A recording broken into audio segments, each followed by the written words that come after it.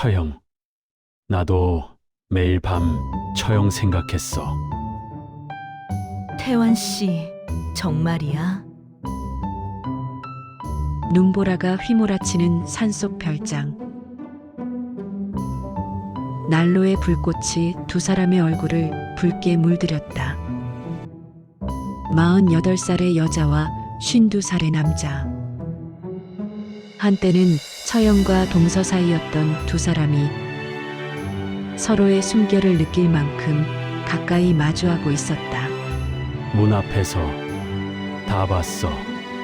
여자의 얼굴이 새빨갛게 물들었다. 부끄러움인지 욕망인지 아니면 둘 다인지 알 수 없는 빛깔이었다. 내 이름 부르는 것도, 처형이 어떤 표정 짓는지도 전부. 그의 손이 천천히 그녀의 볼을 어루만졌다. 10년 넘게 품어온 감정이 손끝에서 전해졌다. 이제 더 이상 혼자 하지 마. 그 말과 함께 두 사람의 입술이 포개졌다. 태환 씨, 너무 커. 그래서 더 좋아했어요. 창밖에서는 눈보라가 세상을 하얗게 지우고 있었고 별장 안에서는 오래 억눌렀던 욕망이 마침내 불꽃처럼 피어오르고 있었다. 이것은 금지된 사랑의 이야기. 눈보라가 만들어준 운명 같은 사흘밤의 기록이다. 오디오 드라마 금빛 우체통. 구독과 좋아요 잊지 마세요. 12월의 찬바람이 산속 별장의 창문을 두드리고 있었다. 이태환은 난로 앞에 앉아 위스키 잔을 기울이며 타오르는 불꽃을 바라보았다. 52살의 남자. 이혼한 지 1년이 지났지만 그 상처는 여전히 가슴 한구석에 자리 잡고 있었다. 도시를 떠나 이 산속 별장으로 들어온 것은 사람들의 시선이 싫어서였다. 동정 어린 눈빛도 호기심 가득한 질문도 모든 것이 귀찮았다. 장작을 패고 눈 내리는 창밖을 보며 조용히 하루를 보내는 것. 그것이 지금 태환에게 유일하게 허락된 평화였다. 창밖으로 눈이 내리기 시작했다. 올해도 어김없이 크리스마스 시즌이 찾아왔다. 거리마다 캐럴이 울려 퍼지고 연인들은 손을 잡고 거리를 걸을 시간. 하지만 태환에게 크리스마스는 그저 1년 중 하나의 날일 뿐이었다. 위스키를 한 모금 머금었다. 목구멍을 타고 내려가는 알코올의 열기가 잠시나마 외로움을 잊게 해주었다. 이혼 서류에 도장을 찍던 날 전처는 담담한 표정으로 말했다. 더 이상 사랑하지 않는다고. 그 말이 칼날처럼 가슴을 찔렀지만 태환은 아무 말도 하지 못했다. 이미 식어버린 관계에 무슨 말을 더 할 수 있었겠는가. 난로 위의 시계가 밤 11시를 가리키고 있었다. 태환은 천천히 자리에서 일어나 창가로 다가갔다. 눈은 점점 더 굵어지고 있었다. 내일이면 산길이 하얗게 덮이겠지. 그래도 상관없었다. 어차피 갈 곳도 만날 사람도 없었으니까. 그의 머릿속에 문득 한 여자의 얼굴이 스쳐 지나갔다. 정희재, 전처의 언니. 결혼 생활 내내 명절이면 만나고 가족 모임이면 마주치던 그녀. 늘 부드러운 미소를 짓고 있었고 말투는 다정했으며 무엇보다 아름다웠다. 자신보다 4살 위인 처형. 남편의 동생 남편을 그런 눈으로 바라보면 안 된다는 것을 알면서도 태환은 가끔 그녀에게서 눈을 떼지 못했다. 물론 그것은 금지된 감정이었다. 처형이었으니까. 동생의 남편이었으니까. 그래서 철저히 숨겼다. 명절에 인사를 나눌 때도 가족 모임에서 마주칠 때도 늘 적당한 거리를 유지했다. 하지만 지금은 이혼을 했으니까. 더 이상 처형도 동서도 아닌 그냥 남남인 사이가 되었으니까. 태환은 고개를 저었다. 무슨 소용인가. 이혼 소식을 전해 들었을 때 희재에게서 연락 한 통 없었다. 당연히 그녀에게 자신은 그저 동생의 전 남편일 뿐이겠지. 아무런 의미 없는 존재. 그렇게 생각하며 태환은 다시 위스키 잔을 들었다. 혼자가 편해. 태환은 빈 별장을 향해 중얼거렸다. 아무도 대답하지 않는 공허한 밤이었다. 같은 시각 서울의 한 아파트에서 정희재는 등산 배낭을 챙기고 있었다. 48살의 그녀는 나이보다 훨씬 어려 보이는 동안의 소유자였다. 긴 생머리가 허리까지 흘러내렸고 촉촉한 피부는 30대 초반이라 해도 믿을 만큼 탄력이 있었다. 무엇보다 풍만한 가슴과 잘록한 허리, 적당히 볼륨 있는 힙 라인은 성숙한 여인의 매력을 물씬 풍기고 있었다. 희재는 거울 앞에 서서 내일 입을 옷을 점검했다. 검은색 기능성 레깅스는 다리 라인을 완벽하게 드러냈고 핑크색 패딩 조끼는 허리선을 강조하면서도 가슴 라인을 은근히 부각시켰다. 안에 입을 흰색 터틀넥은 목선을 우아하게 감싸면서도 몸에 딱 붙어 곡선을 드러냈다. 등산복이지만 충분히 여성스럽고 세련된 조합이었다. 그녀의 취미는 겨울 산행이었다. 홀로 눈 덮인 산길을 걷는 것이 유일한 스트레스 해소법이었다. 복잡한 생각을 정리하고 싶을 때, 마음이 답답할 때, 그녀는 어김없이 산으로 향했다. 올해 크리스마스 직전에도 마찬가지였다. 배낭을 꾸리면서 희재는 깊은 한숨을 내쉬었다. 마음속에 한 남자의 얼굴이 떠올랐기 때문이다. 이태환, 동생의 전 남편.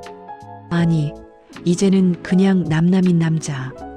희재는 결혼 생활 내내 동생 부부를 보며 태환을 짝사랑했다. 그의 부드러운 미소, 낮은 목소리, 사려 깊은 행동. 명절마다 만나는 그를 보면서 가슴이 뛰었지만 철저히 숨겼다.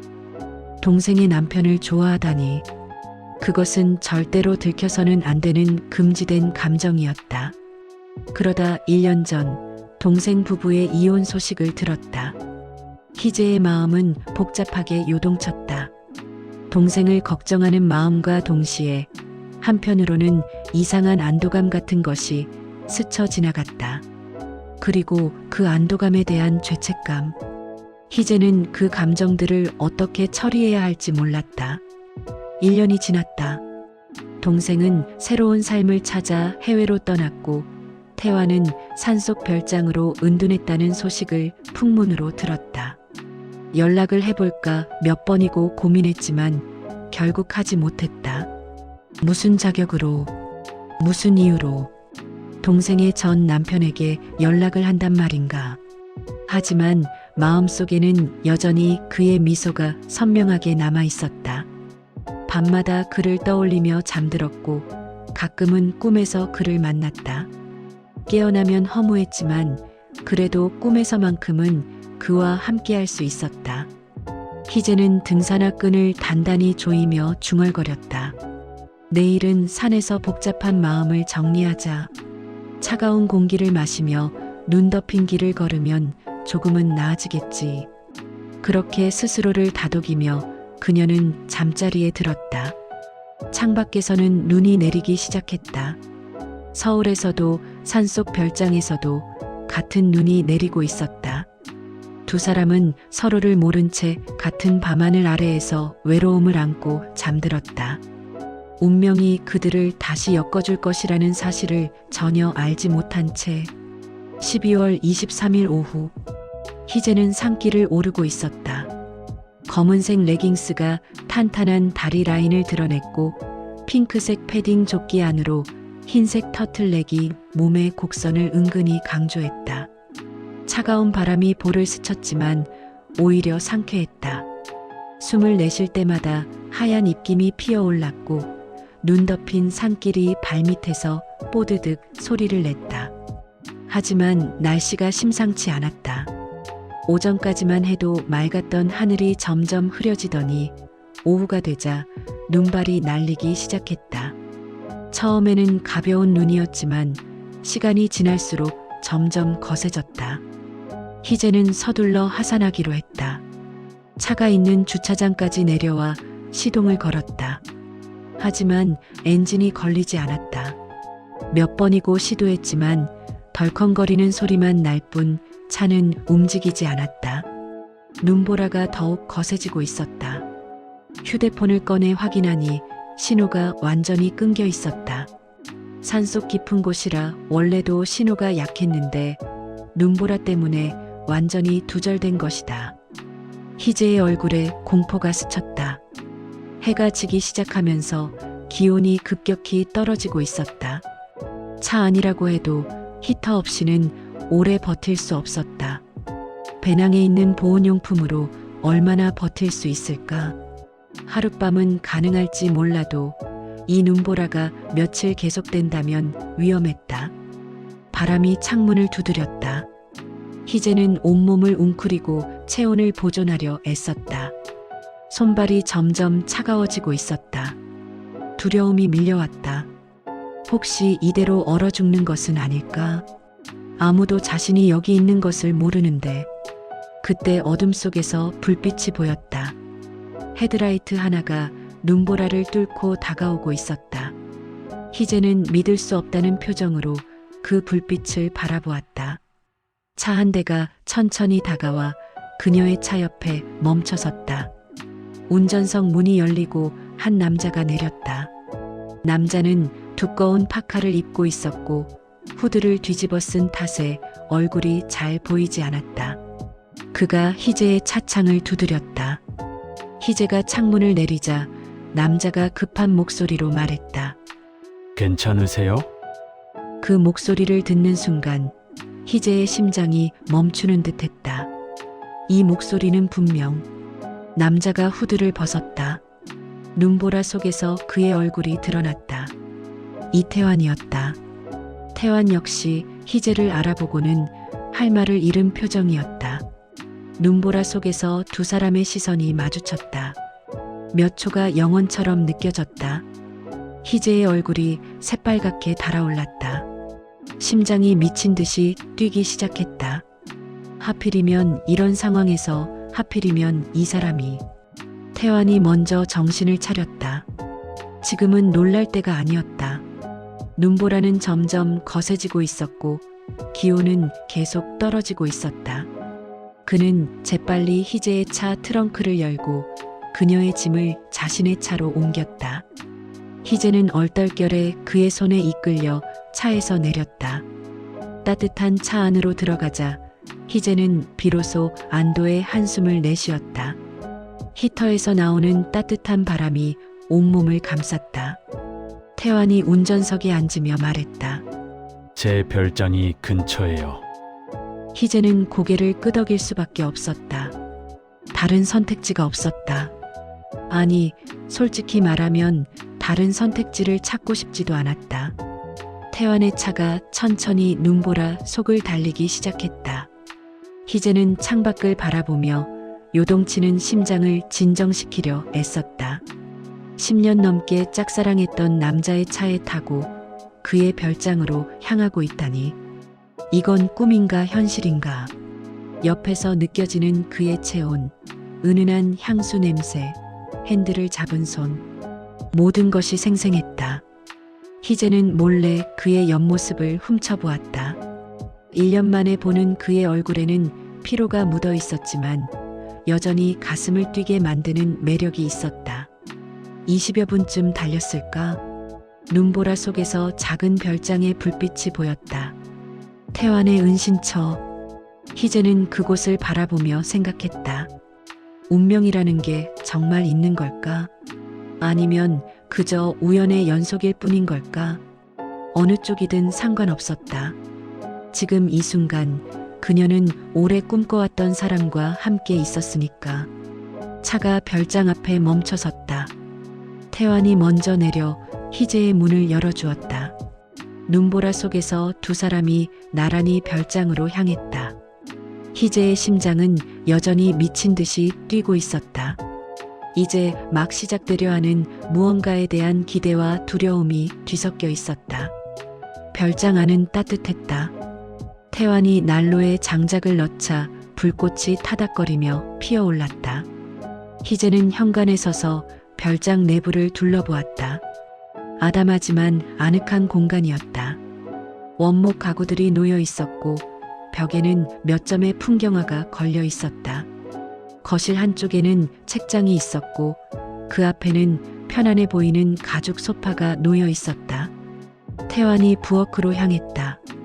잠시 후 김이 모락모락 피어오르는 따뜻한 차를 들고 돌아왔다. 희재는 두 손으로 찻잔을 감싸주며 차의 온기를 느꼈다. 몸이 조금씩 녹아내리는 것 같았다. 두 사람은 소파에 나란히 앉았다. 어색한 침묵이 흘렀다. 난로에 장작이 타는 소리만이 고요한 별장을 채우고 있었다. 희재는 찻잔을 내려다보며 말을 고르고 있었고 태환 역시 무슨 말부터 해야 할지 망설이고 있었다. 1년 만의 재회였다. 그것도 이런 뜻밖의 상황에서 전처의 언니와 전 남편, 이제는 그냥 남남인 두 사람.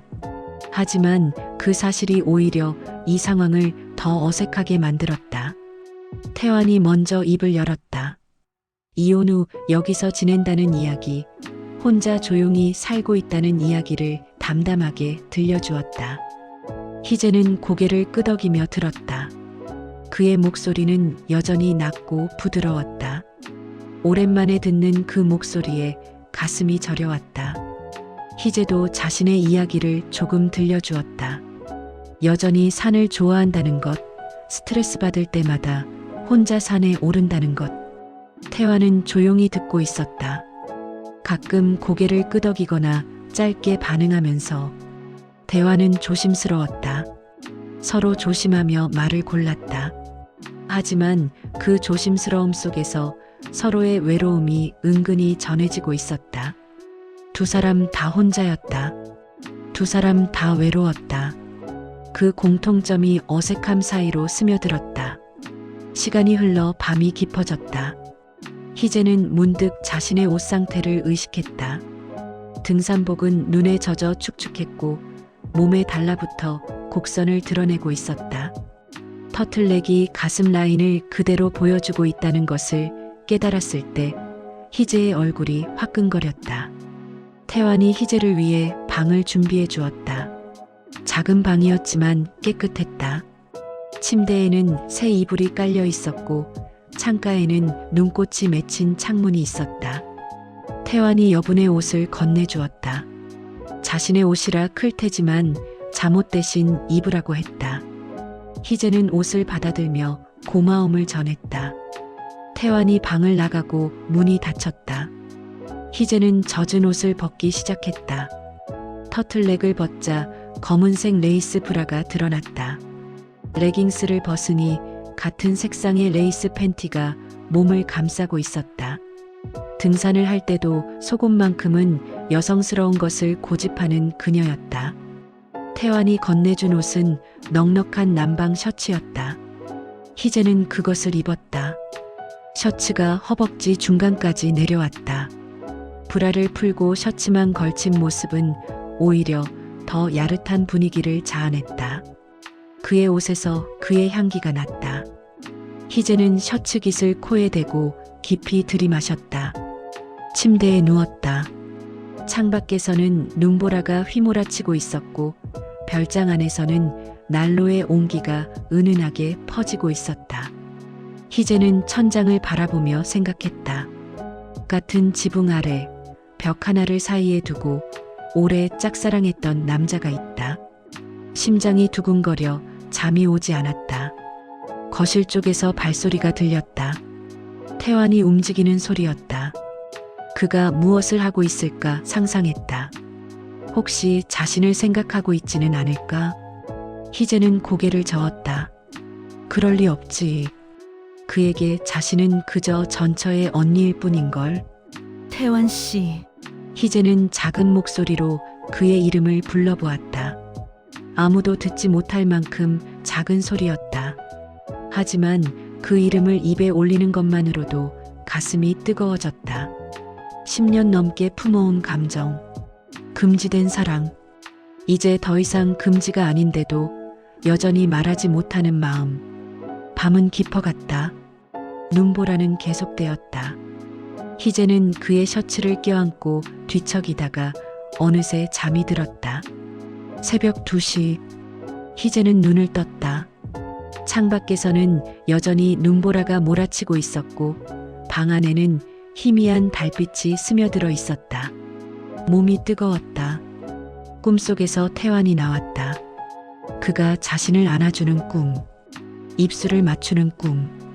깨어났을 때 온몸이 달아올라 있었다. 희재는 이불 속에서 몸을 뒤척였다. 그의 셔츠가 몸을 감싸고 있었고 그의 향기가 코끝을 자극했다. 심장이 빠르게 뛰었다. 벽 하나 너머에 그가 있다고 생각하니 억눌렀던 욕망이 꿈틀거리기 시작했다. 10년 넘게 참아왔다. 금지된 감정이라서 동생의 남편이었으니까. 하지만 지금은 이혼했으니까. 더 이상 처형도 동서도 아니니까. 그래도 여전히 말하지 못하는 이 마음. 가슴속에서만 맴도는 이 욕망. 희재는 천천히 손을 내려보냈다. 셔츠 단추 사이로 손이 미끄러져 들어갔다. 가슴 위에 손을 올렸다. 심장이 미친 듯이 뛰고 있었다. 손가락 끝이 살결을 스칠 때마다 전율이 퍼져나갔다. 눈을 감았다. 상상 속에서 그의 손이 자신을 만지고 있었다. 거칠지만 부드러운 손. 자신의 곡선을 따라 천천히 내려오는 손. 희재는 작은 신음을 삼켰다. 숨소리가 점점 거칠어졌다. 손이 더 아래로 내려갔다. 허벅지를 스치고 레이스 팬티의 가장자리를 건드렸다. 상상 속에서 태환이 속삭였다. 희재 누나, 아니 처형. 그 목소리가 환청처럼 들렸다.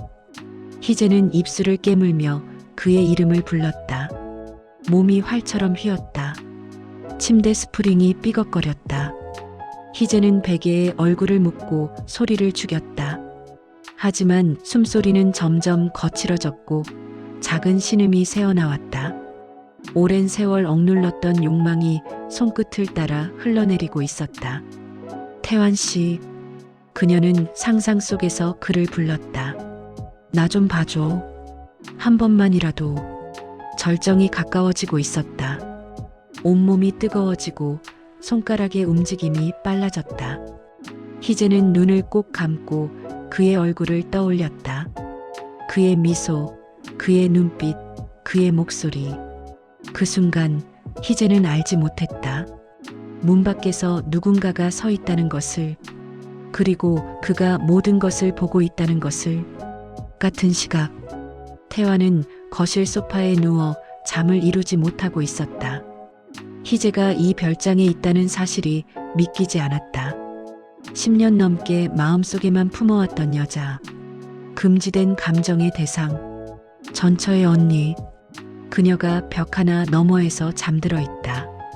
난로의 불꽃이 천천히 타고 있었다.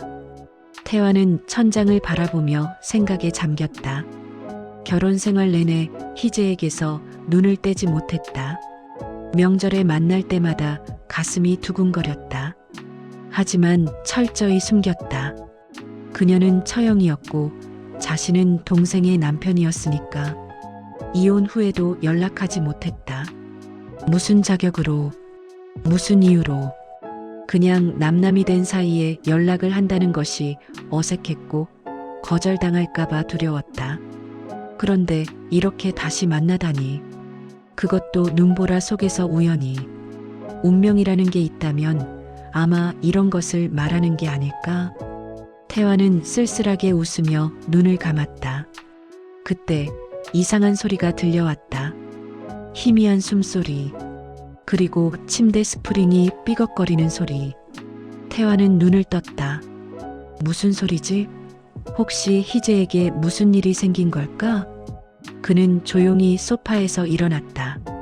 발소리를 죽이며 희재의 방 앞으로 다가갔다. 문틈 사이로 희미한 불빛이 새어나오고 있었다. 그리고 그 소리가 더 분명하게 들렸다. 거친 숨소리, 작은 신음, 그리고 태환의 심장이 멈추는 듯했다. 문틈 사이로 보이는 광경. 희재가 침대 위에서 몸을 비틀고 있었다. 그의 셔츠가 흐트러져 있었고 그녀의 손이 몸 위를 더듬고 있었다. 달빛에 비친 그녀의 실루엣은 아름다웠다. 그리고 관능적이었다. 희재의 입술이 움직였다. 작은 소리가 새어나왔다. 처음에는 들리지 않았다. 태환은 숨을 죽이고 귀를 기울였다. 그리고 그 순간 그의 이름이 그녀의 입술에서 흘러나왔다. 태환 씨, 태환은 숨이 막혔다. 그녀가 자신의 이름을 부르고 있었다. 그런 상황에서, 그런 표정으로, 그런 목소리로 그의 온몸에 전류가 흐르는 것 같았다. 심장이 미친 듯이 뛰었다. 손이 떨렸다. 희재의 몸이 활처럼 휘었다. 그녀의 입술에서 더 큰 신음이 새어나왔다. 태환은 벽을 짚고 거친 숨을 몰아쉬었다. 눈을 떼지 못했다. 그녀의 모습에서, 그녀가 자신의 이름을 부르는 그 순간에서 처형도 나를, 태환의 머릿속이 하얘졌다. 처형도 나를 생각하면서 그는 몸을 돌렸다. 더 이상 보고 있으면 안 됐다. 자신도 참을 수 없을 것 같았다. 태환은 조용히 거실로 돌아왔다. 소파에 앉아 두 손으로 얼굴을 감쌌다. 온몸이 뜨거웠다. 방금 본 것이 머릿속에서 지워지지 않았다. 희재의 모습, 그녀의 숨소리, 그의 이름을 부르는 그녀의 목소리. 태환은 그날 밤 한숨도 자지 못했다. 창밖에서는 눈보라가 계속되었고 그의 마음속에서는 다른 폭풍이 휘몰아치고 있었다. 아침이 밝았다. 하지만 눈보라는 멈추지 않았다. 오히려 더 거세진 것 같았다. 태환은 라디오를 켜고 날씨 예보를 확인했다. 도로가 완전히 폐쇄되었다는 소식이 들려왔다. 구조대가 움직일 수 있을 때까지 최소 2, 3일은 걸릴 것이라고 했다. 희재가 방에서 나왔다. 태환의 셔츠를 입고 있었는데 밤새 구겨진 셔츠가 허벅지 중간까지 내려와 있었다. 잠에서 막 깬 그녀의 모습은 어딘가 요염했다. 흐트러진 머리카락, 아직 붓기가 가시지 않은 눈, 발그레한 볼. 태환은 눈을 떼지 못했다가 황급히 시선을 돌렸다. 어젯밤에 본 것이 떠올랐다. 그녀의 모습, 그녀의 숨소리, 그의 이름을 부르던 그녀의 입술. 태환은 괜히 헛기침을 하며 부엌으로 향했다. 아침 식사를 준비하면서 태환은 라디오에서 들은 소식을 전했다. 도로가 폐쇄되어 당분간 여기서 지내야 할 것 같다고. 희재는 잠시 놀란 표정을 지었지만 곧 담담하게 고개를 끄덕였다. 두 사람은 함께 아침을 먹었다. 어젯밤의 일은 아무도 언급하지 않았다. 희재는 태환이 자신의 행동을 들었을 리 없다고 생각했고 태환은 자신이 본 것을 차마 말할 수 없었다. 어색한 침묵 속에서 식사가 이어졌다. 식사 후 희재는 젖은 등산복이 불편하다고 말했다. 태환은 자신의 옷 중에 맞는 것이 있는지 찾아보겠다고 했다. 옷장을 뒤져 여분의 셔츠와 운동복 바지를 찾아내 건네주었다. 희재는 고마움을 표하며 방으로 들어갔다. 잠시 후 희재가 방에서 나왔다. 흰색 셔츠에 회색 운동복 바지를 입고 있었는데 셔츠가 조금 커서 한쪽 어깨가 흘러내려 있었다. 브라를 하지 않은 것이 은근히 드러났고 셔츠의 단추 사이로 쇄골 라인이 보였다. 태환은 목이 마른 듯 침을 삼켰다. 오후가 되자 두 사람은 자연스럽게 대화를 나누기 시작했다. 처음에 어색함이 조금씩 풀리고 있었다. 희재가 와인을 마시고 싶다고 했고 태환은 지하 저장고에서 와인을 꺼내왔다. 난로 앞에 나란히 앉아 와인을 마시며 옛 이야기를 나누었다. 이야기는 점점 깊어졌다. 결혼 생활의 어려움, 이혼 후의 외로움, 그리고 서로에 대한 조심스러운 이야기들. 태화는 희재의 옆모습을 바라보며 생각했다. 이 순간이 영원히 계속되면 좋겠다고. 저녁이 되었다. 태환이 간단한 저녁을 준비하는 동안 희재는 창가에 서서 눈보라를 바라보았다. 하얀 눈이 세상을 뒤덮고 있었다. 마치 두 사람만 세상에 남겨진 것 같은 착각이 들었다. 크리스마스 이브를 여기서 같이 보내게 됐네요. 태환의 목소리에 희재가 돌아보았다. 그의 눈빛에서 무언가가 읽혔다. 희재의 심장이 두근거렸다. 그녀는 작은 목소리로 대답했다. 운명인가 봐요. 태환은 잠시 침묵했다가 고개를 끄덕였다. 두 사람의 시선이 마주쳤다. 공기가 달라지고 있었다. 밤이 깊어갔다. 저녁 식사를 마치고 두 사람은 다시 와인을 마셨다. 난로에 불꽃이 타오르고 와인의 알코올이 몸을 달구었다. 희재의 볼이 발그레해졌고 눈빛이 촉촉해졌다. 태환은 그런 그녀를 바라보며 가슴이 조여왔다. 어느새 밤 11시가 되었다. 희재가 먼저 일어나며 자러 가겠다고 했다. 태환은 고개를 끄덕이며 그녀를 보냈다. 방문이 닫히고 태환은 소파에 앉아 한숨을 내쉬었다. 어젯밤의 기억이 떠올랐다. 거실에 불을 끄고 어둠 속에 앉아 있었다. 시간이 흘렀다. 자정이 가까워지자 또다시 그 소리가 들려오기 시작했다. 희미한 숨소리, 침대가 삐걱거리는 소리. 태환은 심장이 쿵쾅거렸다. 자신도 모르게 희재의 방 앞으로 다가갔다. 어젯밤처럼 문틈 사이로 안을 들여다보았다. 희재가 있었다. 이번에는 셔츠 단추를 거의 다 풀고 있었다. 달빛에 그녀의 몸이 드러났다. 풍만한 가슴, 잘록한 허리, 부드러운 곡선. 그녀의 손이 움직이고 있었다. 어젯밤보다 더 대담하게 눈을 감고 입술을 깨물며 그의 이름을 부르고 있었다. 태환 씨, 봐줘. 태환 씨, 만져줘. 태환은 숨이 막혔다. 그녀가 상상 속에서 자신에게 말하고 있었다. 자신을 원하고 있었다. 온몸이 불덩이처럼 뜨거워졌다. 더 이상 참기 어려웠다. 하지만 아직은 안 됐다. 이렇게 훔쳐보는 것만으로 행동해서는 안 됐다. 태환은 주먹을 꽉 쥐고 몸을 돌렸다. 하지만 눈을 감아도 그녀의 모습이 지워지지 않았다. 그녀의 숨소리가 귓가에 맴돌았다. 거실로 돌아와 소파에 쓰러졌다. 온몸이 긴장으로 굳어 있었다. 욕망이 온몸을 지배하고 있었지만 이성이 간신히 붙잡고 있었다. 내일 말하자. 처형에게 내 마음을 전하자. 더 이상 숨기지 말자. 태환은 그렇게 다짐하며 두 번째 밤을 보냈다. 창밖에서는 눈보라가 여전히 휘몰아치고 있었다. 12월 24일 밤. 크리스마스 이브.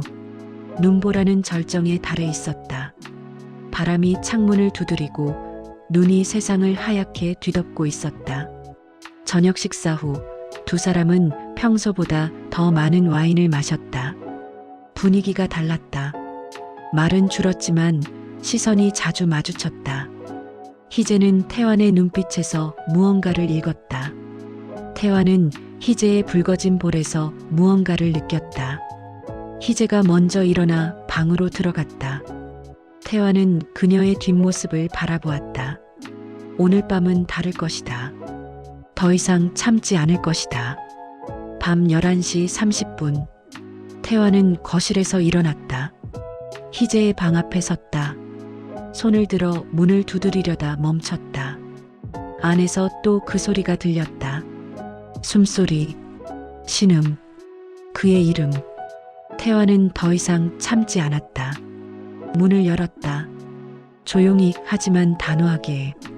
희재가 놀라 몸을 일으켰다. 이불을 끌어당겨 몸을 가렸다. 달빛 속에서 두 사람의 눈이 마주쳤다. 희재의 얼굴이 새빨갛게 물들었다. 당황과 수치심과 그리고 어딘가 기대감이 뒤섞인 표정이었다. 태환은 천천히 다가갔다. 한 걸음, 두 걸음. 침대 가장자리에 무릎을 꿇었다. 희재는 숨을 죽이고 그를 바라보았다. 처형. 나도 매일 밤 처형 생각했어. 태환의 목소리는 낮고 떨리고 있었다. 희재의 눈에서 눈물이 흘러내렸다. 그녀는 떨리는 목소리로 물었다. 정말이냐고. 태환은 고개를 끄덕였다. 그때부터, 아니, 어쩌면 그보다 훨씬 전부터 태환이 그녀의 손을 잡았다. 따뜻하고 부드러운 손, 10년 넘게 만져보고 싶었던 손. 희재는 저항하지 않았다. 그가 자신을 끌어당기는 대로 몸을 맡겼다. 두 사람의 입술이 포개졌다. 수십 년 억눌렀던 감정이 한꺼번에 터져나왔다. 입술이 깊어졌고 숨소리가 거칠어졌다. 난로의 불꽃이 타오르는 소리만이 방 안을 채우고 있었다. 이불이 바닥으로 미끄러졌다. 태환의 손이 희재의 셔츠 단추를 풀었다. 하나씩 천천히. 셔츠가 벗겨지며 그녀의 몸이 드러났다. 달빛 아래 그녀는 아름다웠다. 48이라고 믿기 어려울 만큼 탄력 있는 피부, 풍만한 곡선, 그리고 그를 바라보는 촉촉한 눈. 희재의 손이 태환의 옷을 벗기기 시작했다. 서로를 벗기는 행위가 느리면서도 열정적이었다. 옷이 하나씩 바닥에 떨어질 때마다 두 사람의 숨소리가 거칠어졌다. 태환이 희재를 침대에 눕혔다. 그녀의 위로 몸을 숙이며 이마에 입술을 맞추었다. 그리고 눈꺼풀, 코끝, 입술. 천천히 내려가는 입술이 쇄골에 닿았다. 희재의 입에서 작은 신음이 흘러나왔다. 그의 손이 그녀의 곡선을 따라 내려갔다. 마치 오랜 세월 상상해왔던 길을 더듬듯이 섬세하게. 희재는 그의 등에 손을 올리며 끌어안았다. 피부가 맞닿는 순간의 전율, 체온이 섞이는 순간의 따스함. 희재가 그의 귓가에 속삭였다. 오래 기다렸다고. 정말 오래 기다렸다고. 태환은 대답 대신 그녀를 더 깊이 끌어안았다. 두 몸이 하나가 되는 순간 희재의 입술에서 달콤한 신음이 터져나왔다. 오래 억눌렸던 욕망이 마침내 해방되는 순간이었다. 태환은 천천히 움직이기 시작했다.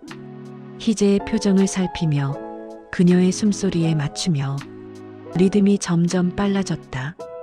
희재의 손이 그의 등을 핥히었다. 태환의 이름이 끊임없이 그녀의 입에서 흘러나왔다. 난로의 불꽃처럼 두 사람의 열정이 타올랐다. 절정의 순간이 다가왔다. 희재가 그의 이름을 외치며 몸을 떨었다. 태환 역시 깊은 신음과 함께 그녀를 껴안았다. 두 사람은 한동안 서로를 아는 채 거친 숨을 몰아쉬었다. 창밖에서는 눈보라가 멈추지 않았다. 하지만 두 사람에게 세상은 이 방 안이 전부였다. 난로의 불꽃이 천천히 꺼져가는 동안 두 사람은 서로의 온기 속에서 얽혀 있었다. 말이 필요 없는 밤이었다. 몸으로 전하는 사랑, 숨결로 나누는 약속. 그것으로 충분했다. 새벽이 밝아올 때까지 두 사람은 서로를 놓지 않았다. 크리스마스 아침이 밝았다. 눈보라는 밤새 멈췄고 창밖에는 하얀 눈이 세상을 덮고 있었다. 햇살이 눈 위에 반사되어 눈부시게 빛났다. 희재는 태환의 품에 안긴 채 눈을 떴다. 그의 심장 소리가 규칙적으로 들렸다.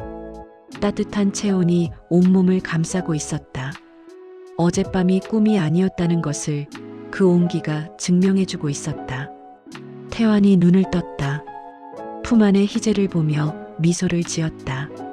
아침 햇살에 비친 그녀의 얼굴은 어제보다 더 아름다워 보였다. 사랑을 나눈 후에 여자 특유의 부드러움이 온 얼굴에 퍼져 있었다.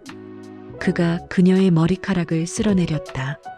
실크처럼 부드러운 머리카락이 손가락 사이로 흘러내렸다. 희재가 그의 가슴에 볼을 비비며 물었다. 후회하느냐고. 태환은 작은 웃음과 함께 대답했다.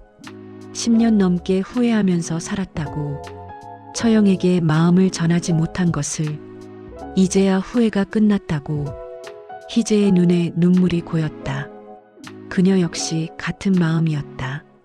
동생의 남편을 짝사랑하면서 죄책감에 시달렸던 세월. 이제 그 모든 것이 녹아내리는 것 같았다. 두 사람은 침대에서 일어나 창가로 다가갔다. 하얀 눈 세상이 눈앞에 펼쳐져 있었다. 태환이 희재의 어깨를 감싸며 속삭였다. 이제 혼자 산 타지 말라고. 같이 다니자고. 희재가 고개를 끄덕이며 미소 지었다. 그래, 이제는 둘이서. 그녀는 그의 품에 얼굴을 묻었다. 창밖으로 눈이 반짝였다. 크리스마스 아침의 평화로운 풍경이었다. 두 사람은 한동안 말없이 서로를 안고 서 있었다. 10년 넘게 품어온 사랑이 마침내 이루어진 아침. 눈보라가 만들어준 운명 같은 사흘. 태환이 입을 열었다. 서울로 돌아가면 어떻게 하겠느냐고. 주변의 시선이 걱정되지 않느냐고. 희재는 고개를 저었다. 이제 더 이상 숨길 필요 없다고. 사람들이 뭐라 하든 상관없다고. 중요한 건 지금 이 순간 당신과 함께라는 것이라고. 태환은 그녀를 더 꽉 끌어안았다. 두 사람의 입술이 다시 포개졌다. 창밖에서는 눈이 펑펑 내리고 있었고 별장 안에서는 두 사람의 새로운 시작이 축복받고 있었다. 이것은 눈보라 속에서 시작된 운명적인 사랑의 이야기. 금지된 감정이었지만 이제 더 이상 금지가 아닌 두 사람만의 새로운 겨울이 막 시작되고 있었다. 1년이 흘렀다. 같은 별장, 같은 겨울. 희재는 거실에서 난로 앞에 앉아 있었다. 크림색 캐시미어 스웨터가 그녀의 우아한 몸매를 감싸고 있었고 검은색 레깅스가 여전히 탄탄한 다리 라인을 드러내고 있었다. 50이 가까운 나이지만 그녀는 여전히 아름다웠다. 아니, 사랑받는 여자 특유의 빛이 더해져 더욱 아름다워 보였다. 부엌에서 태환이 따뜻한 핫초코를 들고 나왔다. 2개의 머그컵. 1년 전에는 1개뿐이던 컵이 2개가 되어 있었다. 작은 변화지만 그 변화가 의미하는 바는 컸다.